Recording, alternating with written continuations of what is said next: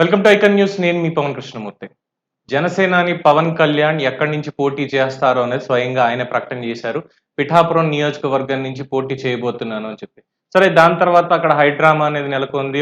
SVN Varma గారు పిఠాపురం నుంచి నేను పోటీ చేస్తానని చెప్పాను కదా అని చెప్పి కాస్త అలిగారు. కాకపోతే తర్వాత చంద్రబాబు నాయుడు గారు బుజ్జగించడం, పవన్ కళ్యాణ్ పిఠాపురం నుంచి పోటీ చేస్తారు, మీకు ఎమ్మెల్సీ ఇస్తానని చెప్పడం, ఇదంతా అయిపోయింది.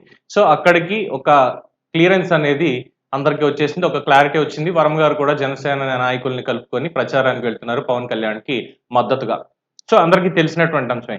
అయితే ఇక్కడే వైఎస్ఆర్‌సీపీ పవన్ కళ్యాణ్‌ని ఎట్టి పరిస్థితుల్లో కూడా ఓడించాలి అని చెప్పి తీవ్రమైనటువంటి పట్టుదలతో అనేక కుట్రలు, కుతంత్రాలకి తెర తీసింది. గతంలో కూడా చూసాం. గాజువాకలో ఆయన పోటీ చేసినప్పుడు కావచ్చు, భీమవరంలో పోటీ చేసినప్పుడు కావచ్చు, పవన్ కళ్యాణ్ ఓటమికి ప్రత్యక్షంగా జనసేన కార్యకర్తలు కొంతమంది ఓటు వేయకపోవడం ఒకటైతే, మొబిలైజ్ చేయకపోవడం ఒక కారణం అయితే, వైఎస్ఆర్‌సీపీ చేసినటువంటి అనేక కుట్రలున్నాయి అనేది కూడా వాస్తవం. ఎట్టి పరిస్థితుల్లో పవన్ కళ్యాణ్‌ని గెలవనివ్వకూడదు, అసెంబ్లీలోకి అడుగు పెట్టనివ్వకూడదు అనేటువంటి ఒక కృతనిశ్చయంతోటి వాళ్ళు ఉన్నారు అనేది. సో ఇప్పుడు కూడా పవన్ కళ్యాణ్ వారాహి యాత్ర తర్వాత ప్రజాదరణ పొందడం, అలాగే తెలుగుదేశం పార్టీ నారా లోకేష్ యువగళం పాదయాత్రతోటి ప్రజాదరణ బాగా పొందడం, ఇద్దరు కలిసి ఎన్నికలు వస్తుండడం, అలాగే బీజేపీ కూడా వీళ్ళతో చేరడం, ఎన్డీఏ కూటమిలో ఈ 2 పార్టీలు చేరడంతోటి పవన్ కళ్యాణ్ ఎక్కడ నించున్నా గెలుస్తారు అనేటువంటిది చాలా మందికి అర్థమైంది. సో పిఠాపురాన్నే పవన్ కళ్యాణ్ ఎందుకు ఎంచుకున్నారు అనేటువంటిది చూస్తే, పోనీ సామాజిక వర్గ పరంగానే అక్కడ ఎంచుకున్నారా అంటే డెఫినెట్‌గా కానే కాదు అనేది కూడా వాళ్ళు ఇప్పటికే క్లారిటీ ఇచ్చారు. సో పిఠాపురంలో వర్మ గారి హవా ఎంత ఉందో పవన్ కళ్యాణ్‌కి అభిమానులు కూడా అలాగే ఉన్నారు.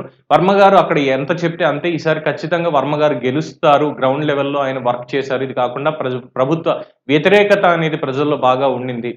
సో పిఠాపురం నుంచి ఈసారి ఎట్టి పరిస్థితుల్లో గెలవాల్సిందే, నిలవాల్సిందే అని చెప్పి పవన్ కళ్యాణ్ నిశ్చయించుకోవడం, స్వయంగా ఆయనే ప్రకటించడం. తరువాత వైఎస్ఆర్‌సీపీలో కలకలం మొదలయ్యి అక్కడ మొబిలైజ్ చేసుకుంటూ వచ్చారు నేతల్ని.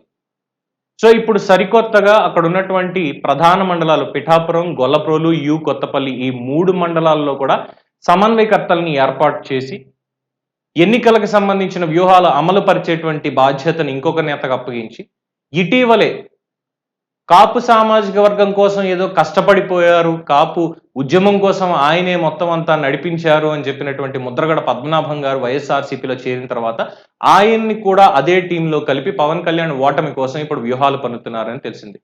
ఇందులో భాగంగానే గొల్లప్రోలు మండలానికి కురసాల కన్నబాబుని సమన్వయకర్తగా నియమించడం, అలాగే కొత్తపల్లికి దాడిశెట్టి రాజా నియమించడం, పిఠాపురం మొత్తం అంతా కూడా ముద్రగడ పద్మనాభం చూసుకోవడం.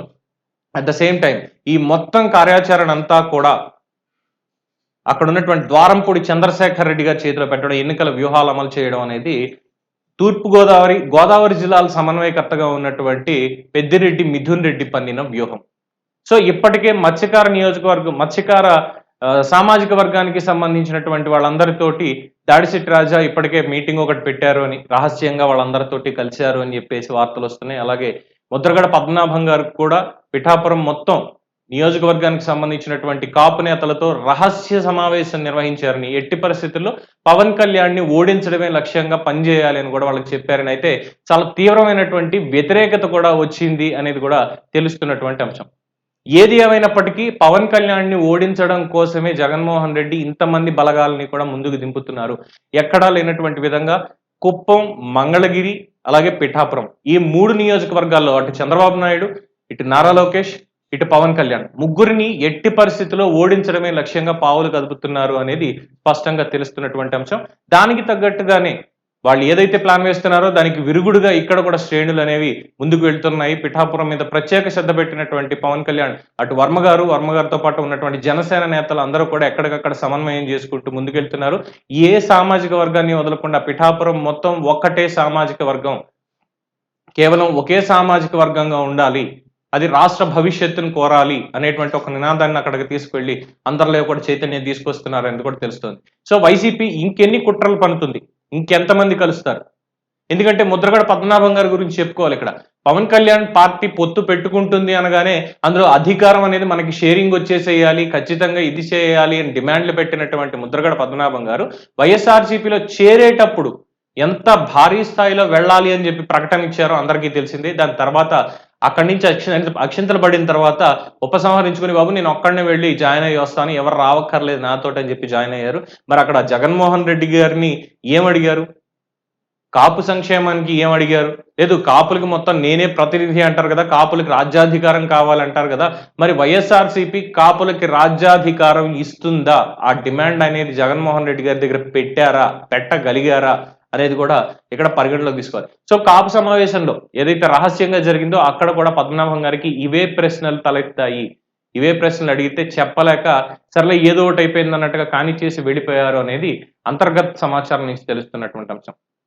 సో ఇంకెన్ని కుట్రలు పన్నుతారు, దాన్ని ఎలా ఎదుర్కొంటారు? పవన్ కళ్యాణ్ పిఠాపురంలో ఖచ్చితంగా గెలవడం ఖాయం అని చెప్పి ఎన్నికలు జరగకుండానే ఇప్పటికే నిశ్చయం అయిపోయినటువంటి తరుణంలో ఇంకా వైసీపీ ముందడుగు ఎలా ఉంటుంది అనేది వేచి చూడాల్సిందే. సో దీని మీద మీ అభిప్రాయాన్ని కామెంట్స్ రూపంలో తెలియజేయండి. చూస్తూనే ఉండండి ఐకాన్ న్యూస్. నేను మీ పవన్ కృష్ణమూర్తి.